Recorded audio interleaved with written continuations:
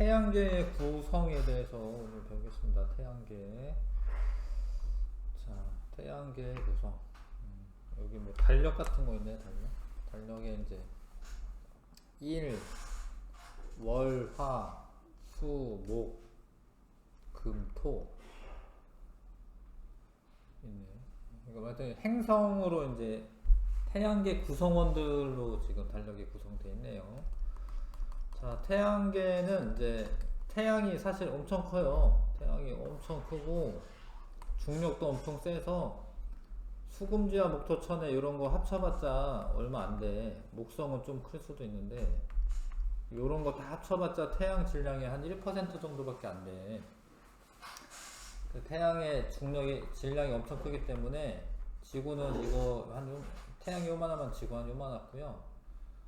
그래서 태양의 힘이 엄청 멀리까지 뻗어 있어요. 태양이 있으면 저기 멀리 뭐 천왕성부터 해가지고 목토천 해왕성까지도 인력이 있고 그거보다도 더 멀리 힘을 뻗치고 있어요. 태양이.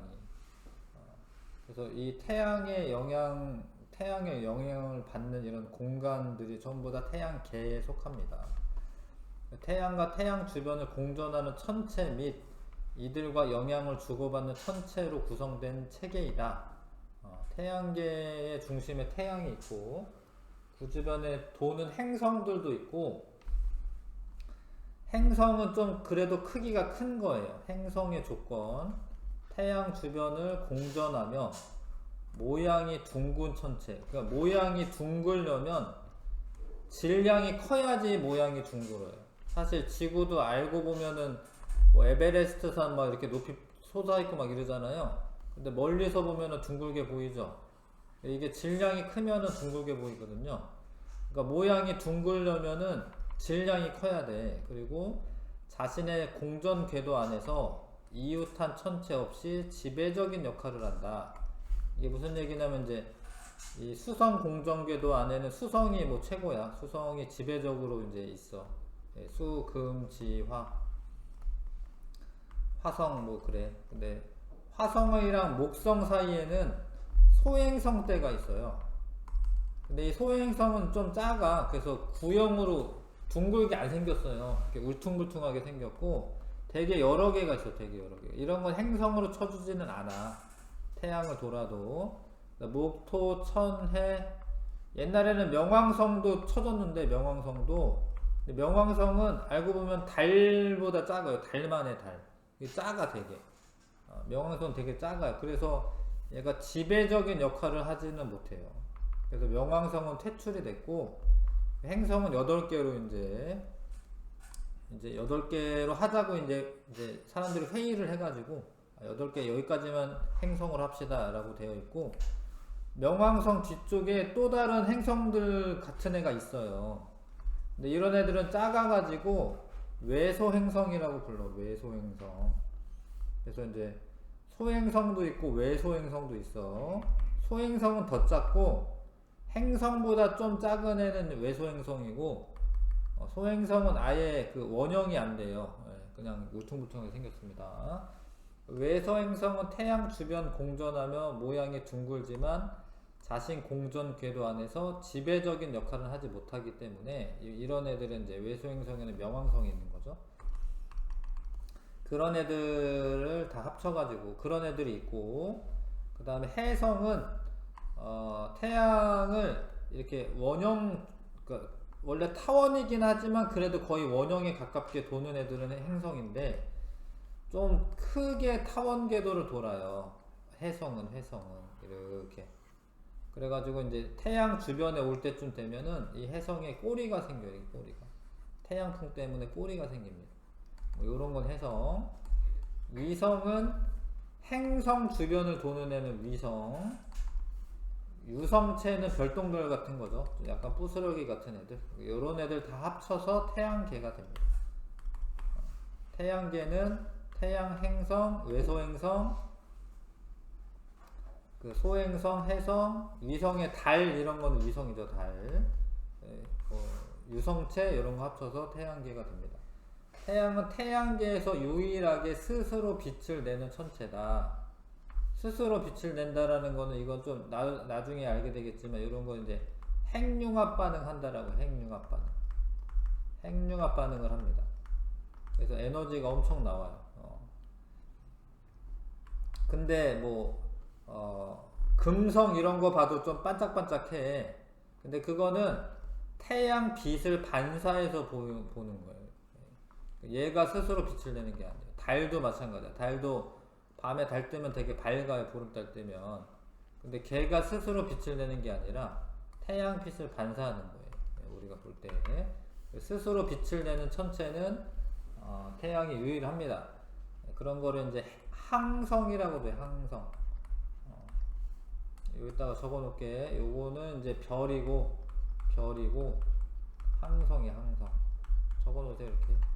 스스로 빛을 내는 이유는 핵융합 반응을 해서 그래요. 핵융합 반응. 핵융합 반응. 그 다음에 태양 주변을 공전하며 모양이 둥근 천체를 행성이라고 합니다. 행성은 돌아다닌다 이런 거 돌아다닌다 이렇게 공전하니까 이렇게 돌아다니게 되겠죠. 태양 주변을 공전합니다. 순서대로 외우셔야 되는데 태양에서 가까운 순서대로 수, 금, 지, 화 여기까지가 이제 좀 작은 애들이고 목, 토, 천, 해 요 애들은 큰 애들입니다. 8개가 있고요. 외소행성은 태양 주변을 공전하는데 행성보다 크기와 질량이 작아서 공전궤도상에 여러 천체가 같이 있다. 명왕성은 외소행성이다. 외소행성입니다. 명왕성은 좀 작아요. 그 다음에 소행성은 주로 화성과 목성 궤도 사이에 있어요. 여기에 요 소행성이 있어요. 여기 태양 주변을 공전하는데 크기가 작고 모양이 둥글지가 않고 불규칙합니다. 불규칙하고 해성은 태양 주변을 긴 타원이나 포물선 모양으로 공전하는데 모양이 불규칙하다. 얼음과 먼지로 되어 있다. 태양에 가까워지면 꼬리가 나타난다. 꼬리가 태양 반대쪽으로. 왜냐면 이제 태양이 이제 뜨겁고 이러니까 태양풍이 막 있는데 그거의 반대편에 꼬리가 이렇게 생겨요. 얼음 같은 게 녹아가지고. 그 다음에 위성은 행성 주변을 공전하는 거야. 행성 주변을. 그래서 달이 지구 주변을 공전하죠. 모양이 불규칙한 천체이다. 근데 이거는 이제 달 정도 되면 그래도 둥근 모양인데요. 불규칙한 애도 있어요. 포보스, 데이모스 이런 애들은 이제 화성의 위성인데 모양이 불규칙합니다. 유성체는 이제 이런 해성이나 소행성 이런 게 지나가면 이게 이렇게 파편을 막 떨어뜨리거든, 막 이렇게 파편 떨어뜨리는 곳에 지구가 지나갈 때 지구 중력에 의해서 이게 이렇게 지구를 이끌려 내려옵니다. 그런 게 이제 유성체고요, 유성체. 매우 작은 천체다. 큰 유성체는 행성의 대기를 뚫고 지표에 떨어져 운석이 되기도 한다. 이해하시죠? 이거는 원래 중학교 과정이고 초등학교 때 5, 6학년 때 이제 이런 거 5학년 때 이런 거 배우잖아요. 수금지와 목토천의 이렇게 크기 떨어진 거. 소행성은 요 사이에 많아요. 요 사이에. 이건 훨씬 이거보다 작은 거죠. 유성은 이제 위성은 이거는 달이고 지구 주변 도는 거고 외소행성은 여기 이제 명왕성이나 이런 데 있습니다. 이렇게 멀리. 해성 같은 경우에 이건 사진 잘 안 보이는데 하여튼 이렇게 꼬리가 이렇게 생겨요. 이렇게 꼬리가. 넘어가겠습니다. 이제 행성의 특징. 자, 행성은 이제 수금지와 목토천에 각각의 특성이 있어요. 각각의 특성이 있습니다. 그래서 수성은 태양에 가장 가까워. 그럼 가장 가까우면은 원래 온도가 높아야 돼요. 왜냐면 태양빛을 많이 받으니까. 근데 태양계 행성 중에 가장 크기가 작고 대기가 거의 없다. 이거 중요한데요. 대기가 없어요. 공기가 별로 없어가지고요. 기온차가 많이 발생합니다. 그러니까 대기가 별로 없으면 이렇게 돼. 기온이 되게 차이가 나. 밤에는 마이너스 183도씨까지 떨어지고 낮에는 427도씨까지 올라가요. 낮에는. 그리고 이게 자전 주기가 원래 길어요. 수성에 얘가 자전 주기가 길어. 적어놓으세요. 자전 주기 길다.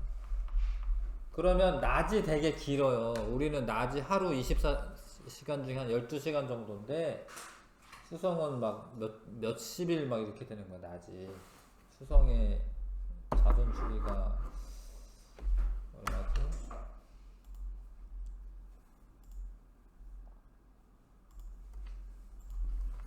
수성 58일 정도 되네, 58일. 그럼 한 30일은 낮은 거야, 30일. 낮이 30일이야. 그러면은 엄청 덥겠죠? 뭐 400도씨까지 올라갈 수 있다는 거죠. 밤에도 한 30일 정도, 밤이. 그러면은 마이너스 140도씨까지 떨어질 수 있죠. 자, 그런 특징이 있고, 아무튼 얘는 이제 이 대기가 거의 없다라는 뜻은 운석 구덩이가 생기면 안 없어진다라는 거예요. 이렇게 바람이 불거나 뭐 비가 내리거나 이러면 운석 구덩이가 사라지는데, 운석 구덩이가 생긴 다음에 안 없어져요. 그래서 운석 구덩이가 많아서 달의 표면과 비슷해. 달하고 비슷하게 생겼어. 자, 수킬로미터 높이의 단층 절벽도 있다. 수성에 운석 구덩이가 많은 까닭은 대기가 없기 때문에 많은 유성체가 대기에서 타지 않고 지표면에 그대로 떨어지고, 지표면에 떨어진 후에도 풍화가 일어나지 않기 때문에 한번 생긴 운석 구덩이가 오랫동안 그대로 남아 있는 겁니다. 이해하셨죠? 여기 수성 달이랑 비슷하게 생겼다. 그 다음에 이제 금성인데, 원래는 수성이 온도가 제일 높아야 될 것 같지만 금성이 제일 온도가 높아요. 왜 그러냐면 금성에는 두꺼운 대기층이 있어요. 대기층. 근데 이제 이 대기의 대부분은 이산화탄소로 되어 있습니다. 이산화탄소가 많으면 온도가 올라가요. 대기압과 표면 온도가 매우 높다.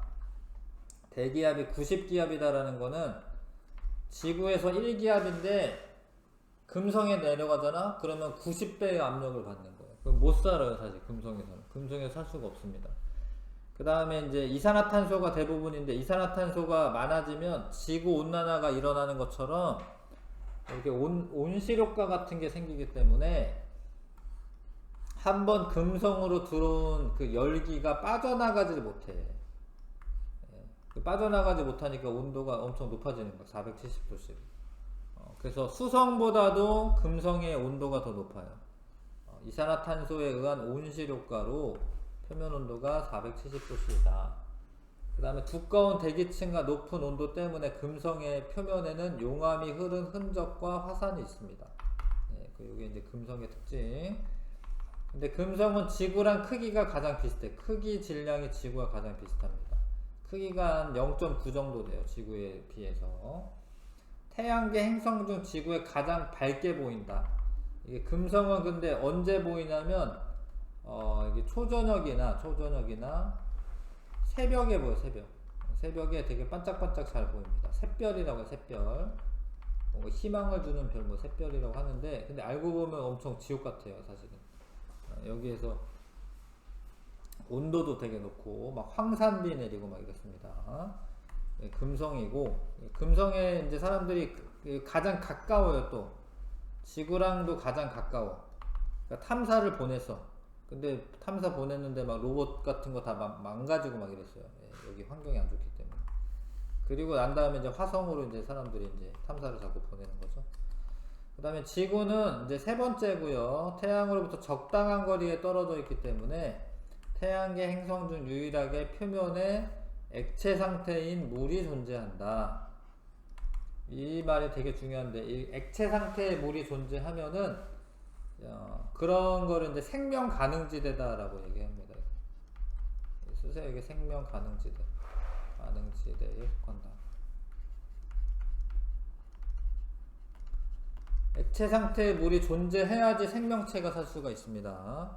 지구 평균 기온이 약 17도씨고 온도 변화가 크지 않아 생명체가 살기에 적합한 조건을 갖추고 있다. 온도 변화가 크지 않는 이유는 이제 대기가 적당하게 있어요. 대기가 적당하다. 그 다음에 식물이 광합성으로 만들어진 대기 중 산소가 있는데, 산소가 대기 중 21%죠. 이렇게 적어보세요. 이렇게 생물 호흡을 하며 살아갈 수가 있다. 생명체가 살 수가 있죠. 물도 많아요. 지구에 물도 많고, 이렇게 푸른 행성이죠. 그 다음에 이제 화성은 대기가 매우 희박하다.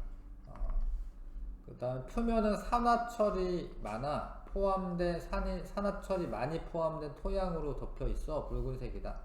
산화철은 녹슨철 말하는 거, 녹슨철.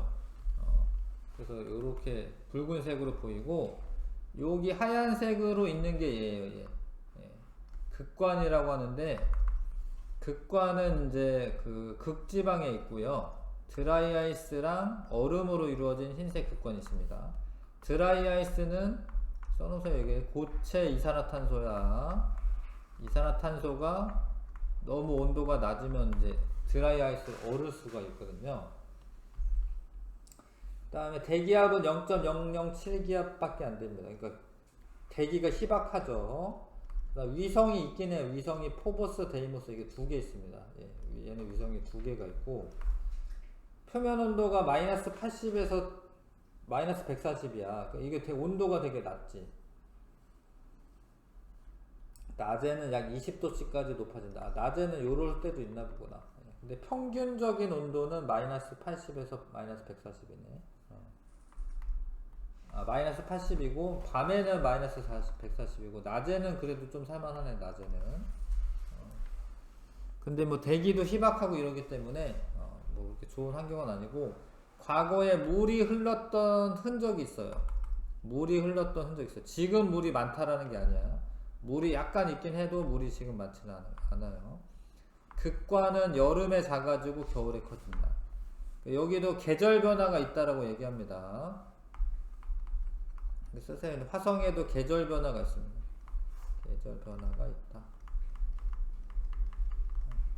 계절 변화가 있는 이유가 자전축이, 써놓으세요. 이게 나중에 이제 다 알아야 되는 이야기들이어서, 자전축이 23도 기울어져 있습니다. 지구는 23.5도 기울어져 있거든요. 자전축이 기울어진 상태에서 공전을 하게 되면 계절 변화가 생겨요. 근데 여기 뭐 꽃 피고 이런 건 아니고, 극관의 그 크기나 이런 거에 변화가 생기는 거예요. 여름이 되면 극관이 작아지고, 겨울이 되면 극관이 커지고. 지구도 그래요. 지구도 북극에 얼음이 여름 되면 많이 작아지고, 겨울 되면 커지고 이렇습니다. 됐죠? 근데 여기까지가 이제 지구형 행성이라고 해. 수성부터 해서 금성, 수금지, 화성 여기까지 요렇게를 지구형 행성이라고 해요. 지구형 행성. 써놓으세요. 지구형 행성. 지구랑 비슷하다. 뭐 완전 비슷한 건 아니지만 크기나 뭐 이런 게 수성부터 해서 화성까지가 지구형 행성입니다. 자, 목성형 행성. 목성은 태양계, 여기서부터 이제 목성형 행성인데 크기가 커요. 목성형 행성. 책 넘기시고. 목성형 행성 크기가 큽니다. 자, 목성이 태양계 행성 중 가장 크고 무겁다. 표면에 빠른 자전으로 나타나는 나란한 줄무늬가 있다. 줄무늬가 이렇게 있죠, 이렇게. 이게 자전 속도가 되게 빨라요. 거의 한 10시간? 뭐 요 정도밖에 안 되는데. 목성 자전. 목성은 9시간 정도밖에, 10시간이네, 10시간. 10시간 정도 되고, 토성은 더 빠릅니다, 토성은 한 9시간 될 거예요. 토성, 10시간이네. 비슷하구나. 목성이나 토성이나 비슷하네. 한 10시간 정도. 근데 이게 등치가 큰데 빨리 도는 거야. 지구는 등치가 작은데 24시간 걸리는 거고, 목성은 훨씬 큰데 한 9시간 만에 도는 거예요. 그러다 보면 이게 줄무늬가 이렇게 생깁니다. 줄무늬가. 그 다음에 목성의 특징 중에 하나가 이게 대적점이라고 합니다. 이거 대적점. 대적점은 대기 소용돌이야. 소용돌이에요. 여기 뭐 폭풍 같은 게 있는가 뭐 이렇게. 근데 이게 지구보다 커요. 이 크기가 지구보다 크면, 한 지구 요만하면 이거 대적점 안에 폭 빠져요. 이게. 누나같이 생겼네 저렇게 되면. 자, 주로 수소와 헬륨으로 되어 있습니다. 그리고 중요한 게 표면이 기체 상태입니다. 표면이 기체 상태로 있습니다. 표면이 기체이다. 강력한 자기장에 의해 극지방의 오로라가 나타나고 얇고 희미한 고리가 있다. 고리 있어요. 고리 동그라미 치세요. 토성만 고리가 있는 게 아니라 목토천에 다 고리가 있어요. 그 다음에 위성이 되게 많아요. 위성이 일단 제일 큰 거는 4개 있어요. 갈릴레이가 망원경으로 발견한 위성 4개, 가니메데, 칼리스토, 유로파, 이오 4개 있습니다. 근데 가니메데가 제일 커요. 근데 그거 말고도 뭐 몇십 개 있어요. 몇십 개. 목성의 위성이 자꾸 발견되고 이러는데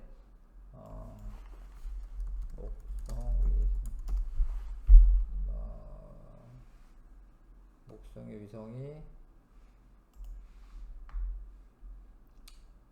많아요.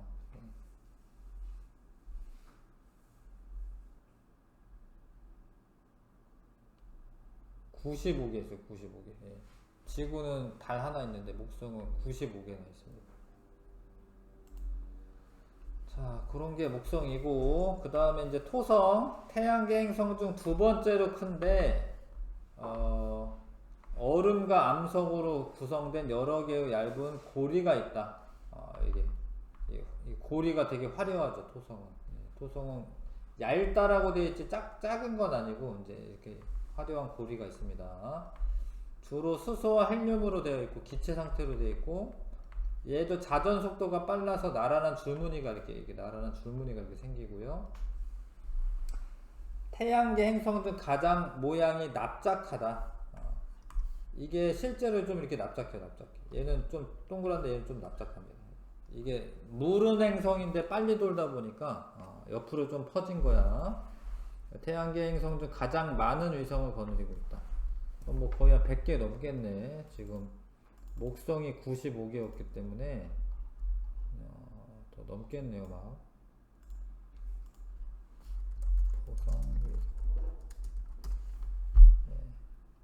토성의 위성에는 몇 개나 있을까? 아이고.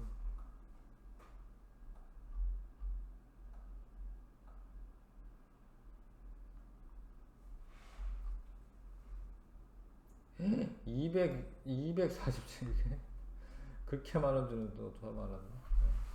274개구나. 274개나 있대요. 타이탄이 제일 크고요. 이렇게 많아.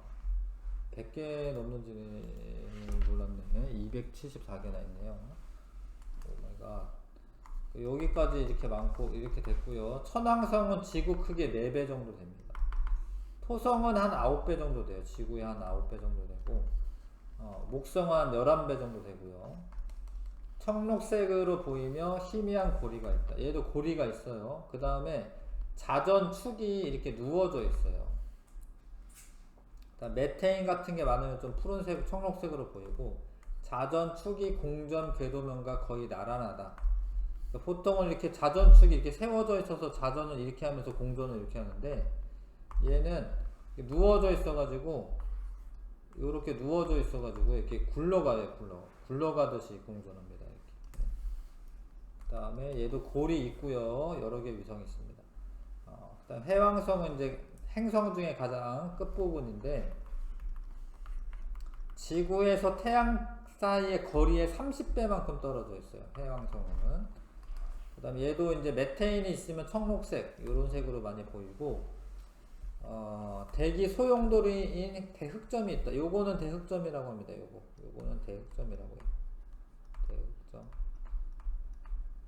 그 목성에서는 대적점이라고 하고 얘는 대흑점이라고 합니다. 여기 희미한 고리와 여러 개의 위성이 있다.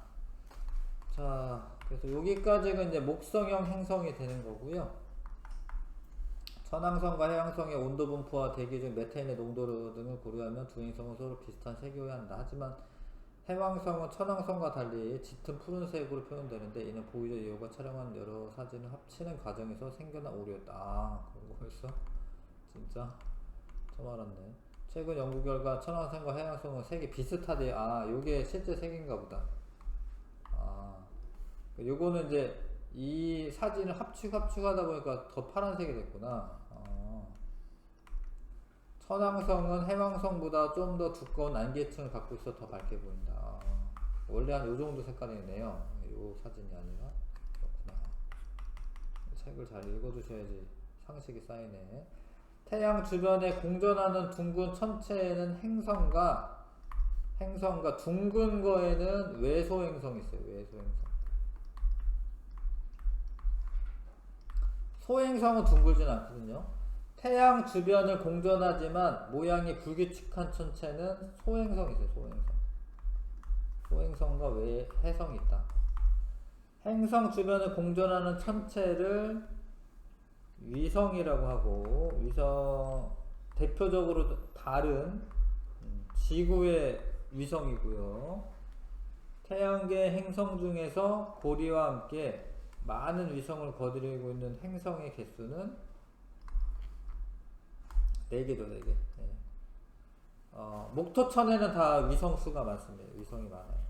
목토천에는 고리도 있어요. 토성만 고리가 있는 게 아니고, 목토천에는 다 위성 고리가 있습니다. 4개 쓰면 되죠. 되셨지요?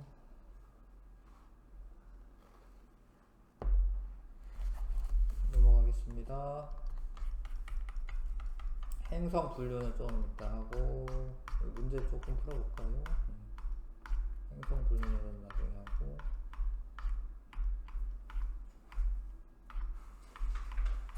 개념 확인 문제 1번부터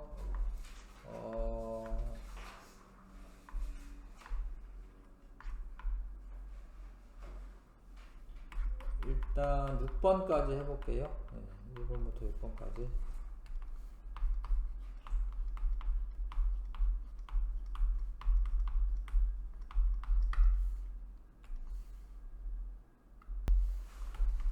태양계 천체 중 태양 주변을 공전하는 천체가 아닌 것은, 위성은 이제 행성 주변을 공전하는 거예요. 행성 주변을.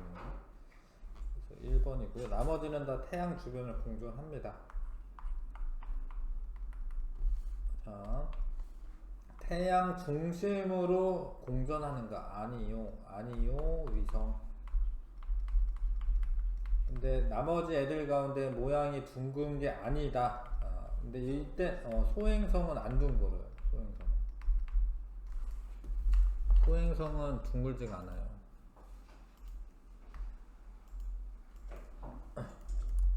왜 그러냐면 너무 작아서 그래.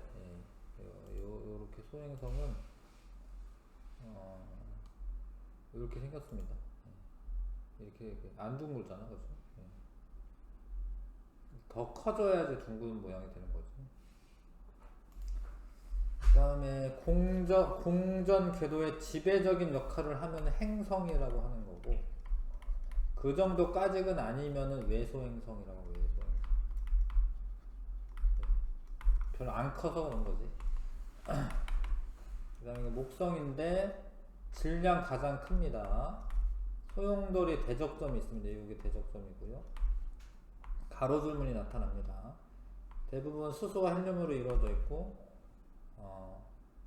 여러 겹의 넓고 얇은 고리, 이건 토성이죠. 토성. 고리가 없다라는 말은 아니지만 요거는 토성의 특징이 됩니다. 고리가 있기는 해요.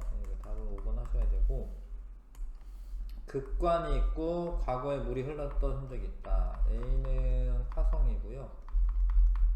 여러 겹의 넓고 얇은 고리가 있다. 가장 많은 위성을 거느리고 있다. 이건 토성입니다. 토성.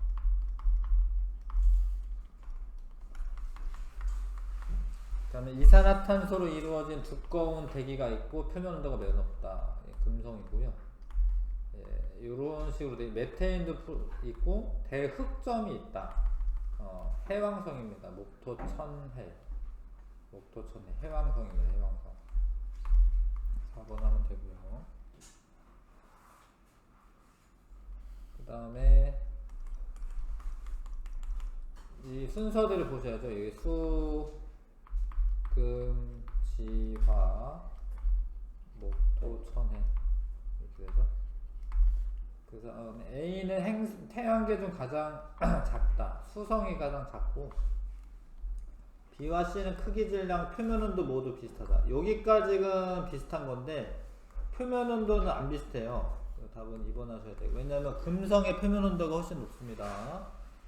D는 화성인데 물이 흘렀던 흔적이 있다. 맞죠? E와 F는 표면에 나란한 줄무늬가 있다. 맞습니다. 목성이랑 토성도 줄무늬 있어요. G와 H는 크기, 질량, 구성 성분 모두 비슷하다. 이거는 맞습니다. 얘는 크기, 질량, 구성 성분 비슷하다. 잠깐 쉬었다가 앞에 부분 마저 할게요. 자, 앞에 근데 행성들의 특징을 좀 더 이제 보겠습니다. 행성들을 이제 분류를 해서 보는 건데요.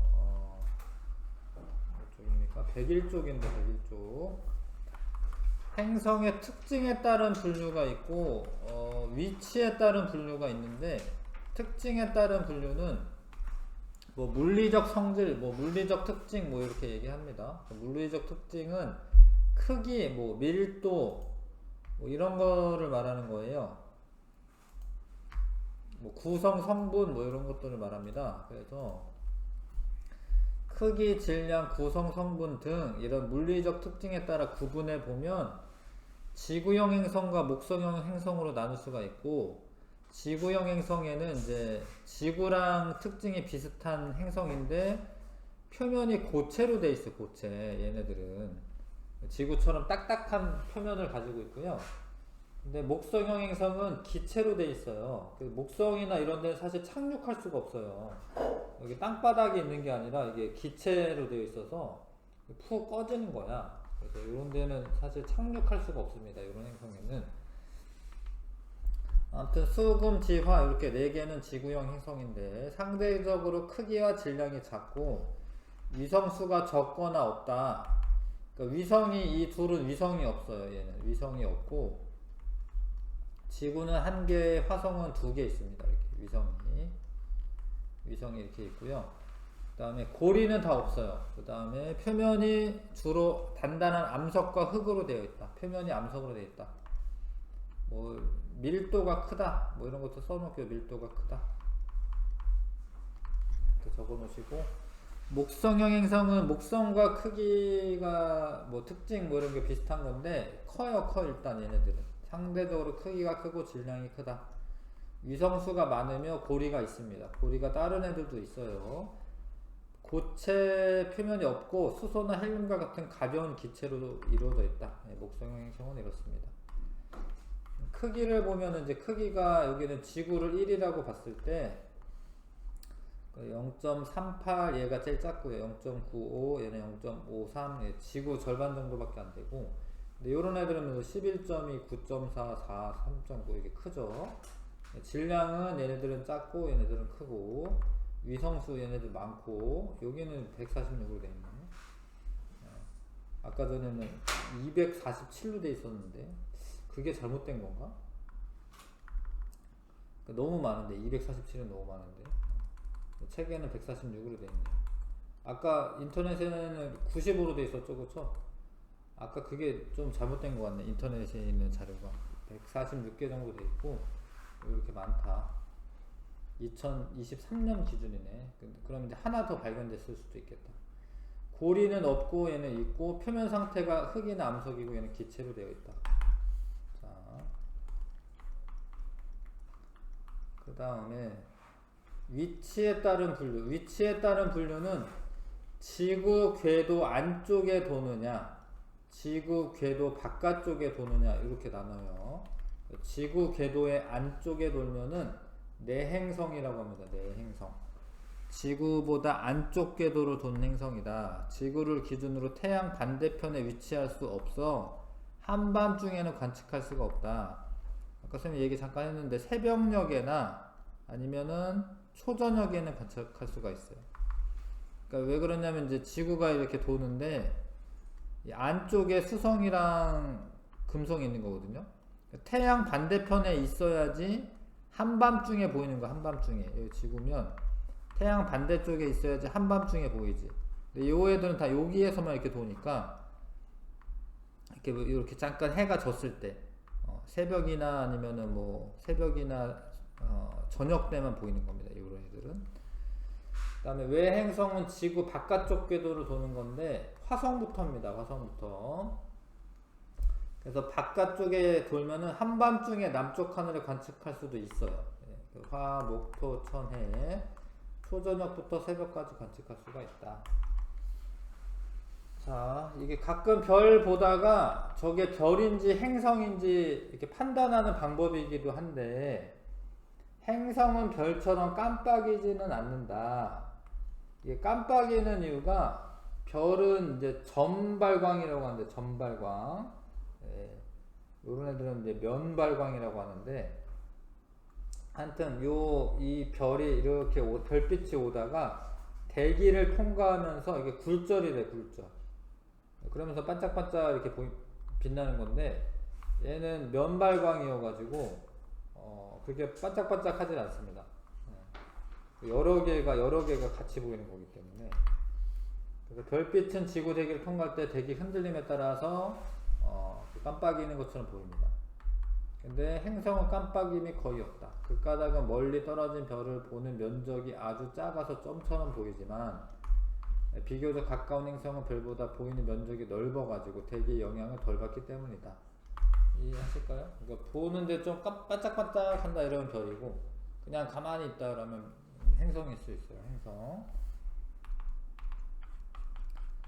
자, 개념 빌드업. 자, 목성형 행성보다 지구형 행성은 목성형 행성보다 크기가 어때요?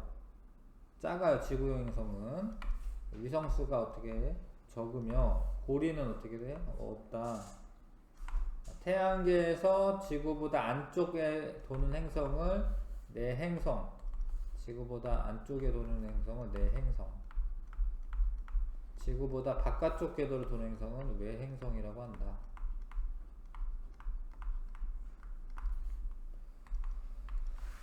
되시죠? 태양 하기 전에 마저 다 그거 문제 풀고 해야겠다. 태양 하기 전에 7, 8, 9번 7, 8, 9번 한번 해보시고요. 자, 109쪽에 7, 8, 9번.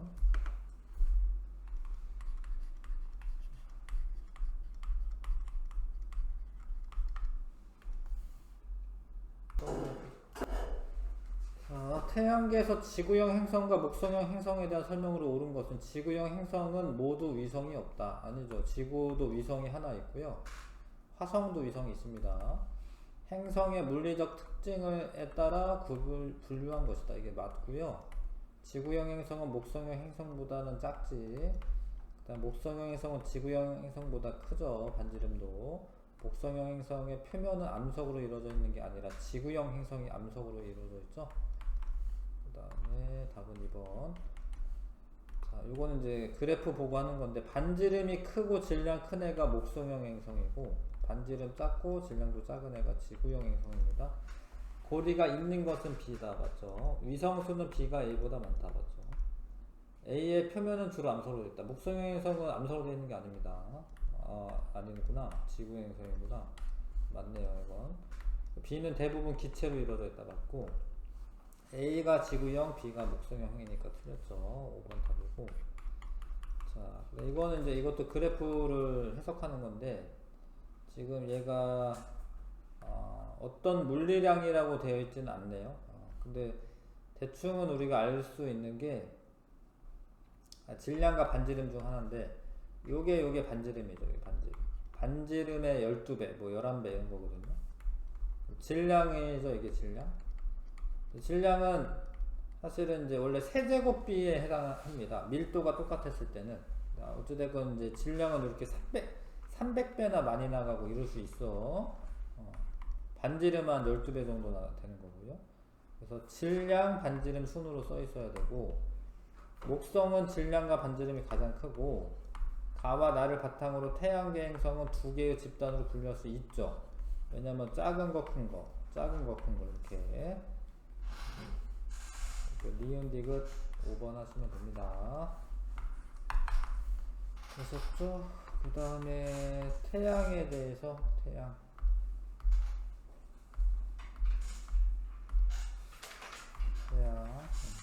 102쪽이겠네요. 태양의 표면에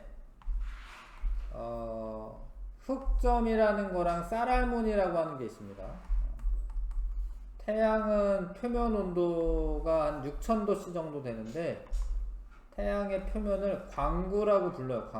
광구라고 합니다. 광구에는 쌀알무늬와 흑점을 볼 수 있다. 요게 그 태양이 이제 이렇게 쌀알무늬가 이렇게 있다고. 쌀알무늬가. 근데 쌀알무늬가 이것도 되게 큰 거예요. 이거 지구가 요만하다 이거거든요. 지구보다 얘가 커요. 흑점도 크고. 쌀알무늬도 되게 큰 거야. 쌀알무늬가 근데 왜 생기냐면 원래 태양의 핵에서는 핵융합 반응이라는 걸 합니다. 그래서 에너지가 엄청 많이 나오는데 그게 복사층이라고 하는 게 있어요. 복사층을 거쳐서 이게 다 태양인데 대류층이 있어요. 대류층은 이제 뜨거운 건 솟아 올라오고 차가운 거는 내려가는 거거든요. 그러니까 여기가 이제 표면이고 여기 태양 표면이고 그럼 뜨거운 애는 올라오고 차가운 애는 식어서 내려가 이렇게. 그러다 보면 이렇게 요런 무늬가 생겨요. 뜨거운 게 올라오고 차가운 게 내려가니까. 차가운 거는 주변보다는 차가우면 그렇다라고 뭐 마이너스 이런 건 아니죠. 주변보다 온도가 낮으면 어둡게 보여요. 여기 어둡게 보이고 여기는 밝게 보이고. 쌀알무늬가 생깁니다. 쌀알무늬가. 근데 요런 게 이제 대류 현상이 있는데 이 밑에서 요런 거 대류라고 해요. 대류 현상이 있어요. 근데 대류를 막아. 강한 자기장 같은 게 생겨서 대류를 막아. 이게 올라오는 걸 막아 이렇게. 그런 게 이제 흑점이에요. 흑점은 뜨거워진 게 올라오는 걸 막으니까 보통은 6000도씨인데 얘는 4000도씨 정도 돼요. 흑점은 주변보다 온도가 낮아요. 주변보다 온도가 낮으면은 좀 어둡게 보여. 그래서 얘가 흑점으로 보입니다. 자, 쌀알무늬는 대류 때문에 나타나는 거고 쌀알 뿌려놓은 것 같은 무늬가 생깁니다. 네, 흑점은 주변보다는 한 2000도씨 정도 낮아요. 그래서 이렇게 흑점이 생기는데 사실 이렇게 생겼다가 나중에 어떻게 되냐면 이게 여기를 막고 있다가 뻥 터져 이렇게. 그래서 이제 홍엽이나 플레어 이런 게 흑점 주변에서 많이 생깁니다.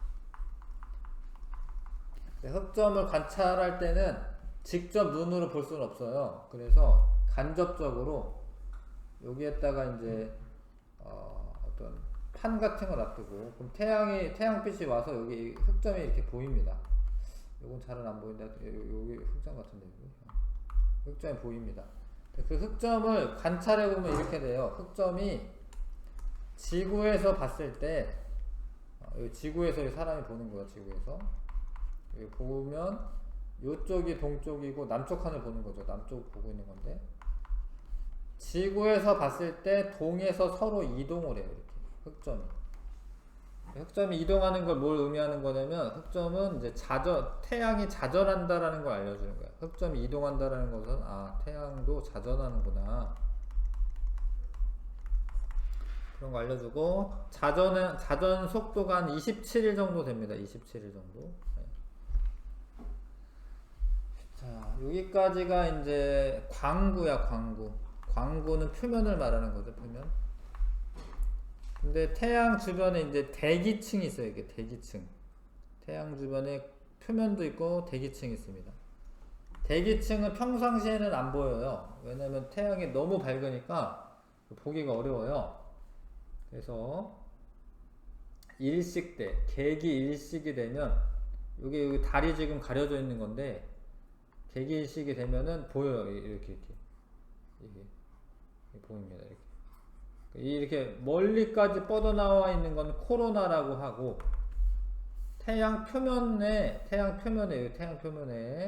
얇게 채층이라는 게 생겨요. 채층이라는 게 생기고 홍염은 이거보다 더 이렇게 클 수도 있어요. 채층은 광구 바로 위, 표면 바로 위 얇고 붉은 대기층을 말하고 객이 있을 때 관측할 수가 있어요. 코로나는 채층 위쪽에 넓게 분포하는 매우 희박한 대기층으로 객이 있을 때 옅은 진주색으로 빛나는 것을 관찰할 수 있다.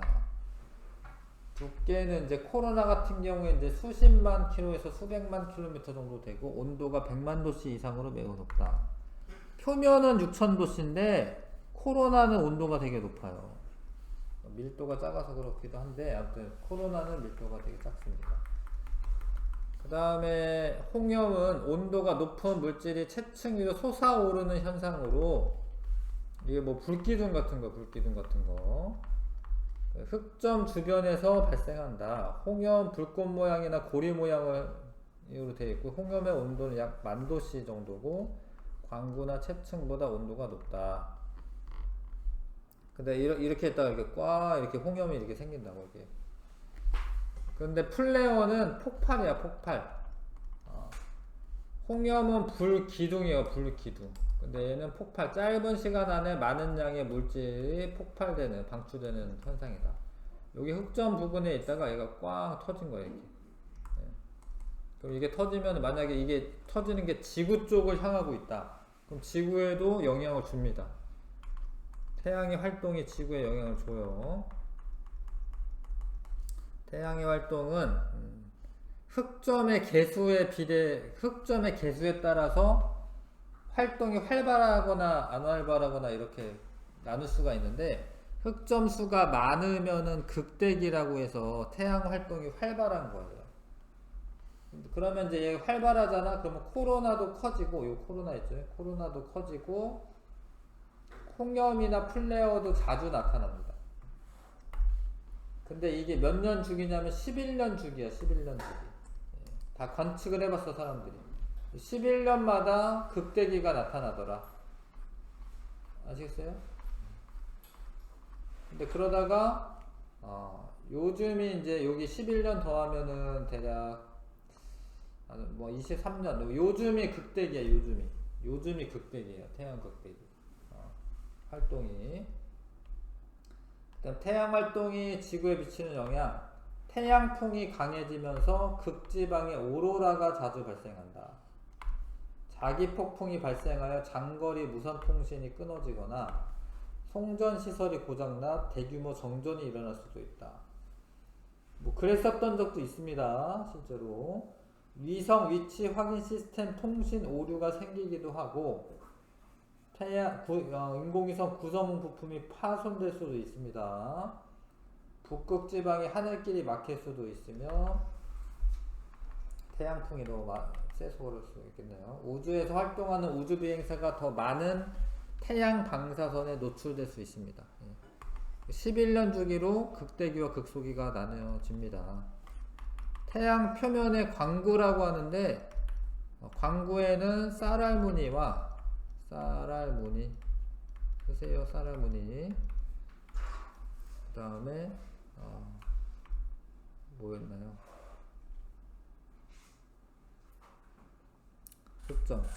흑점을 관찰할 수 있다.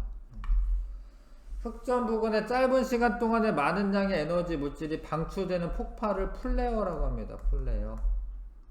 플레어라고 해요. 활동이 활발하면 북극 지방에 오로라가 자주 생깁니다. 뭐 오로라가 예쁠 수는 있는데 근데 뭐 그렇게 좋은 건 아니에요. 태양풍이 강해서 더 많이 생기는 거니까. 자, 탐구. 아까 했었던 거랑 비슷하네. 스스로 빛을 내는 건 태양밖에 없고요. 태양 중심을 공존하는 거는 다 맞고, 위성은 이제 행성 주변을 공존하니까. 그 다음에 모양이 둥근가, 행성, 소행성은 둥글진 않는다. 해성은 둥글지 않고. 위성은 둥근 애도 있고 둥글지 않은 애도 있고. 지배적인 역할을 하냐? 한다. 안 한다. 그 다음에 아까 문제 풀면서 나온 그래프죠. 여기는 지구형, 목성형. 질량은 얘가 300배까지도 되는데 반지름 한 12배 정도 된다. 목성 같은 경우에 지구에 비해서 탐구하기 문제 요거 풀어보십시오. 자, 태양계 천체 중 위성은 모두 둥근 모양이다. 아, 이건 어렵네. 근데 이게 위성은 웬만하면 둥근데 모두는 아니에요. 뭐 이게 포보스, 데이모스 뭐 이런 거는 모양이 둥글지가 않아요. 웬만하면 그런데 그러니까 요거는 너무 작아서 그런 거긴 하고,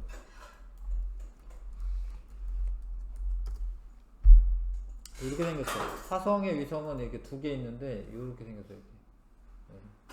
되게 작아 이렇게. 그래서 모두 그런 건 아니다. 태양계 천체 중 외소 행성은 공전 궤도 주변에서 지배적인 역할을 한다. 아닙니다. 지배적인 역할을 하지 못합니다. 행성은 반지름과 질량을 이용해서 두 집단으로 분류할 수 있지. 목성형 행성 중 반지름과 크기, 질량이 가장 큰 행성은 목성이지, 목성. 천왕성은 해왕성보다 반지름 질량이 크다. 아, 이거는 외우시는 대로 하면 돼. 목토천해. 목토천해. 천왕성이 더 커요. 천왕성이 더 큽니다. 목토천해. 천왕성 더 큰데? 아, 잘 안 보이네. 아, 해왕성이 더 크네? 아, 질량은 아니구나. 반지름은 천왕성이 더 큰데 반지름이 4.0, 3.9인데 질량은 해왕성이 더 크네요. 저건 그래프 보고 해야겠네요. 그러니까 반지름은 천왕성이 더 큰데요, 질량은 해왕성이 더 크구나. 아, 그러네. 저건 그래프 보고 하셔야겠네요. X네, X. 반지름은 천왕성이 더 크고 질량은 해왕성이 더 크다. 자, A는 이제 반지름 작은데 이거면 지구형 행성이고 이건 목성형 행성인데 지구형 행성에 고리가 없죠. 목성형 행성이 맞죠. B는 A보다 위성수가 많다. 맞죠. 4번. 그 다음에 천체망원경 이용해서 달이나 행성 같은 거 관측할 때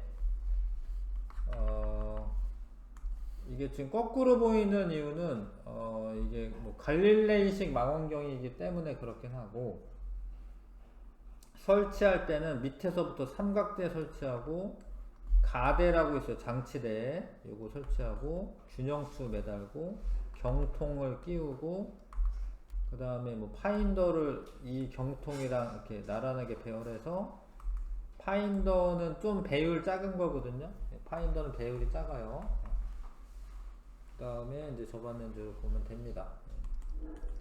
그렇게 하면 되는데, 달을 관측할 때는 원래 그 보름달은 너무 눈이 부셔서 잘 안 보여요. 그래서 이렇게 초승달은 잘 볼 수가 있고 표면을, 보름달은 너무 눈이 부시고요. 상현달일 때 관측이 제일 좋다. 그러니까 이게 너무 보름달이 제일 좋은 게 아닙니다.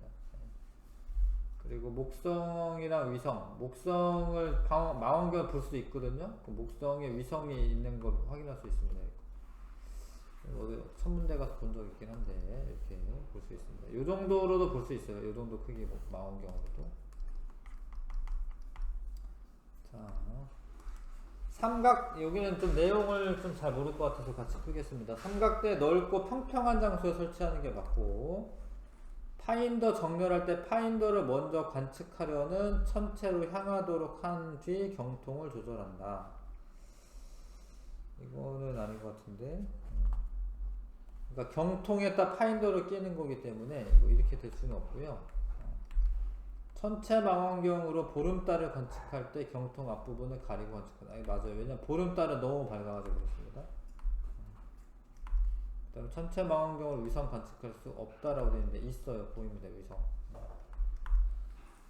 자, 관측할 대상은 파인더로 먼저 찾는다. 그게 파인더가 배율이 작아가지고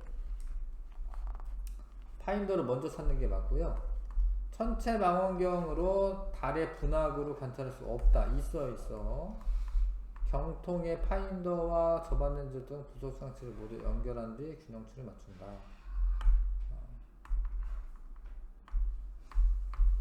균형을 맞춘다. 균형추가 아니구나. 균형을 맞춘다. 이거는 맞네. 한번. 균형추는 그 먼저 꽂는 건데 균형 맞출 때는 전부 다 연결하고 균형 맞추는 게 맞죠. 이런 건 이제 아까 쌤이 핵융합 반응한다라고 했었는데 수소 4개가 헬륨이 하나가 되는 게 핵융합 반응이고 그때 에너지가 나옵니다. 근데 이 핵융합 반응은 핵에서 일어나요. 핵에서. 여기서 나오는 에너지가 복사층이라고 하는 걸 거쳐서 나오고 여긴 대류층이라고 해서 뜨거우면 올라가고 차가우면 내려오는 이런 대류가 생깁니다.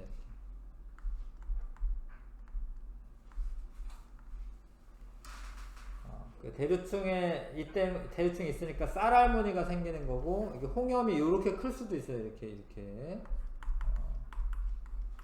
그래서 이제 이 대류를 막아요. 대류를 막으면은 막고 있다가 뻥 터져요. 홍염이 생길 수가 있고 이러면 또 엄청 큰 거지. 이거는 지구 한 요만할 걸. 지구 홀라당 다 탈만한 그런 홍염이 생길 수 있다. 자, 내용은 다 한 것 같습니다. 그래서 마지막에 10번부터 13번까지 해보시고요. 아, 뒤에도 있구나. 19번까지 13번부터 19번까지 10번부터 19번까지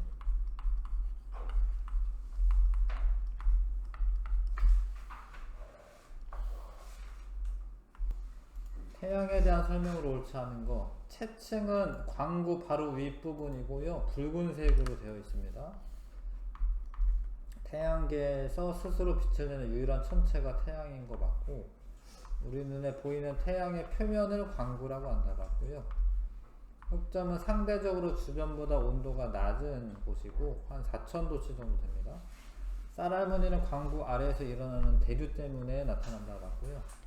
태양 표면에 보이는 것은 표면에서 보이는 것을 광구라고 하는데 흑점과 쌀알무늬가 있는 거고 2번, 5번이고요. A는 쌀알무늬고 B는 흑점이고 쌀알무늬 맞고요. 태양 활동이 활발해지면 B 개수가 늘어납니다. 얘가 늘어날수록 활발하게 활동합니다. 표면 온도는 A가 B보다 높다. 맞습니다. B가 낮아요. 기억지고요. 4번. 자, 지금 여기 약간 갑자기 밝아졌는데 이런 거는 플레어고요. 플레어. 이거는 홍염입니다. A는 플레어고 이거 불기둥이 솟아오르는 거는 홍염입니다. 이거는 폭발한 거야. 뻥하고. 그 다음에 태양의 대기에 대한 설명으로 옳은 것은 코로나는 채층보다 온도가 더 높아요. 채층보다 더 높습니다. 수백만 도씨에 이르르고 광고 바로 위는 채층이고요. 붉은색. 채층과 코로나는 광구를 가리지 않고도 볼 수 있다. 틀렸는데 이렇게 가려야지 주변에 보입니다. 이렇게. 이거 일식대 보여. 계기일식대.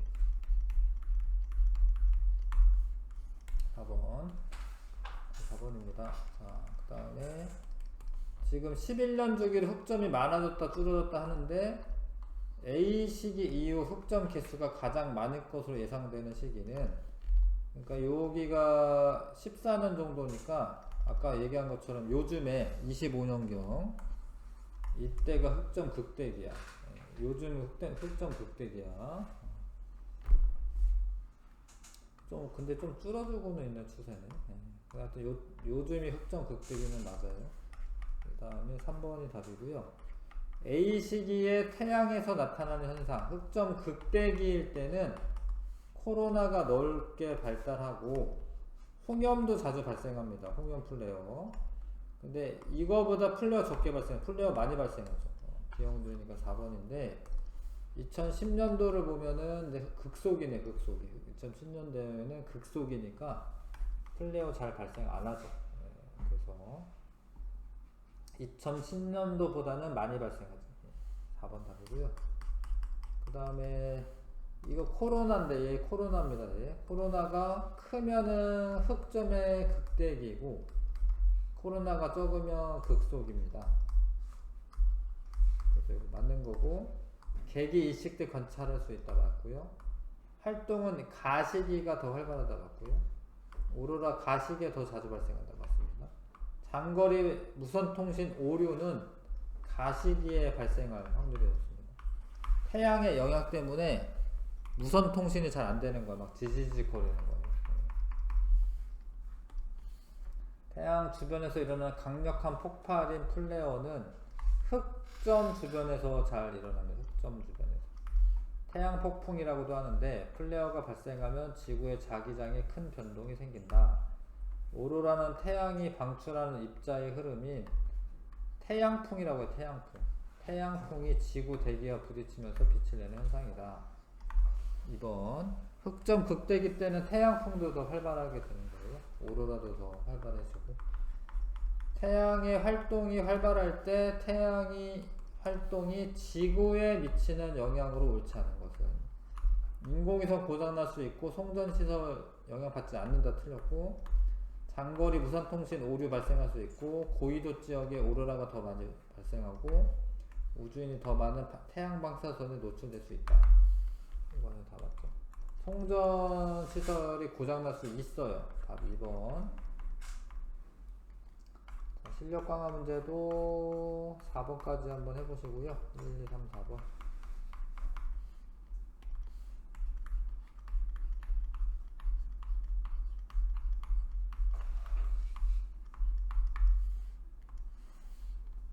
실력 문제는 좀 어렵죠. 자, 요거는 해성이야, 해성. 요거 해성. 요건 소행성. 요거는 외소행성. 요 소행성은 다 요런 모양인데 외소행성은 이렇게 둥근 모양이긴 하거든요. 다는 태양 주변을 원운동은 안 하고 뭐 이게 포물선 궤도 뭐 이런 거예요. 포물선 궤도. 그러니까 얘 태양 주변을 이렇게 원운동하는 건 아니고 이렇게 돌아요. 이런 식으로. 그 다음에 소행성은 화성과 목성 궤도 사이에 많아요. 실제로 그래. 화성과 목성 사이에 많습니다.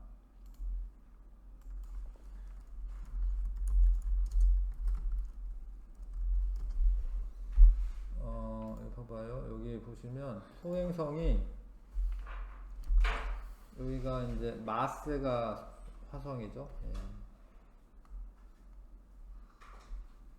그러니까 여기 소행성이 많아요. 이렇게. 많아. 지구는 지금 뭐 여기 화성과 목성 사이에 소행성이 많습니다. 여기 화성과 목성 사이에 소행성이 많다.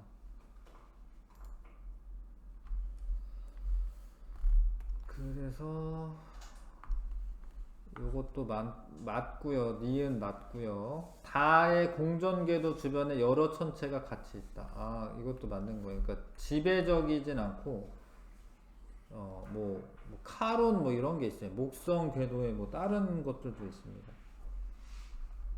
그래서 니은 디귿 4번 하셔야겠네. 4번. 그 다음에 물리량인데 반지름이 요런 애들은 지구형 성이고 물론 이게 지구고 요게 반 정도 되는 게 화성이에요. 화성. 요건 토성일 거고 천왕성인데 설명 좀 외우고 있으니까 좀 이렇게 알 수 있는데 자 A는 이산화탄소로 이루어진 두꺼운 대기가 있지 않아요. 예. 위성수 두 개잖아. 이거 화성인 거 맞는데 두껍지 않습니다. C와 D 모두 청록색이다. 아니죠. 토성은 청록색이 아닙니다. 그 다음에 A, B는 지구형 행성, C와 D는 목성형 행성이다. 맞죠? 자, 2번. 그 다음에 A는 홍염으로, 이게 지금 홍염으로 보이긴 하는데, 선생님이 홍염으로 온도가 높은 물질이 코로나까지 솟아오르는 현상이다. 일단 맞고. B는 개기 이식 때 진주색으로 뿌연 연기처럼 보인다. 이건 채측 말하는 것 같은데 지금 틀린 것 같고 잠깐 나머지도 읽을게요. C는 이게 C는 태층이고, 이거 잘 안 보이는데? B가 코로나를 지금 뜻하는 건지 잘 보이지가 않네. 잘 보이지, 네. 카피해서 그런지 잘 보이지가 않네. 아무튼 요게 채층이면 요게 코로나일 수는 있거든요. 코로나는 이런 식으로 있어야 되는데. 나머지 다 읽을게. D는 플레어인데 흑점 부근에서 일어나는 강력한 폭발 현상이다. 맞고요. 흑점의 개수가 적은 시기와, 이게 확실하게 틀렸네. 5번이. 흑점의 개수가 많은 시기에 홍염이나 플레어가 자주 발생하는 겁니다. 답 5번 해주시고요. 그 다음에 캐링턴 사건에 대한 설명이다. 1859년 8월 28일 밤 캐링턴은 태양의 흑점에서 발생한 연속적인 플레어를 관측하여 그 과정을 기록하였다. 이때 관측한 플레어는 당시 현재까지 기록된 플레어 중 가장 강력한 것이었다. 이후 태양활동이 지구에 영향을 줄 수도 있다는 사실을 알려져 흑점과 태양활동과의 연관성을 밝히는 계기가 되었다. 아무튼 태양활동이 활발하면은 전신 시스템이 마비되고 전신국 직원이 전기 충격을 받기도 했다. 전기 충격이 이 가능성이 있어 보이긴 하는데, 일단은 지구 자기장 변화가 줄어들고 변화가 더 커지는 거지. 선박의 나침판이 제대로 작동하였다. 이건 아니지. 전 세계에 걸쳐 오로라가 발생하고 밤에도 신문을 읽을 수 있을 만큼 오로라가 밝은 적도 있었다. 기억 디귿일 것 같긴 한데요. 이게 전 세계라는 말이 좀 그렇긴 한데, 답이 3번은 맞아요. 뭐 가능할 것 같네요. 기억 디귿으로 하면 되겠다. 수수령까지는 문제가 많이 있네. 여기까지는 못하겠네. 요거는 다다음 주에 하고요. 여기까지만 합시다. 수고했습니다.